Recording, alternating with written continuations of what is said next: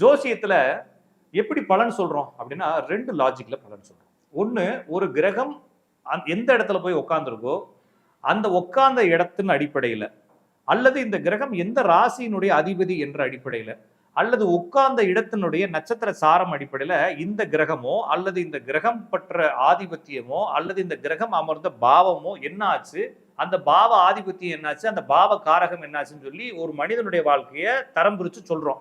இது first logic. அடுத்த logic, ஒரு கிரகமும் இன்னொரு கிரகமும் எவ்வளவு டிஸ்டன்ஸ்ல இருக்கு. ஒரு கட்டத்துக்குள்ளேயே இருக்கா, ஒரு கட்டத்துல இருந்து 4வது கேந்திரம், 7ஆம் கேந்திரம், 10ஆம் கேந்திரத்துல இருக்கா, ஒரு கட்டத்துல இருந்து 5, 9ன்னு சொல்லக்கூடிய கோணங்கள்ல இருக்கா, 2லயோ 3லயோ 6லயோ 11லயோ உபஜய ஸ்தானத்துல இருக்கா, 2ல இருக்கா, 5ல இருக்கா, 7ல இருக்கா, 9ல இருக்கா, அபோவ் கிளீபத்துல இருக்குதா, பணபரத்துல இருக்குதா அப்படின்றதெல்லாம் பார்த்து ஒரு கிரகத்துக்கும் இன்னொரு கிரகத்துக்கும் உண்டான இடைவெளிகள் அடிப்படையில் அதை யோகம் என்ற வார்த்தைகளால் பிரிக்கிறோம்.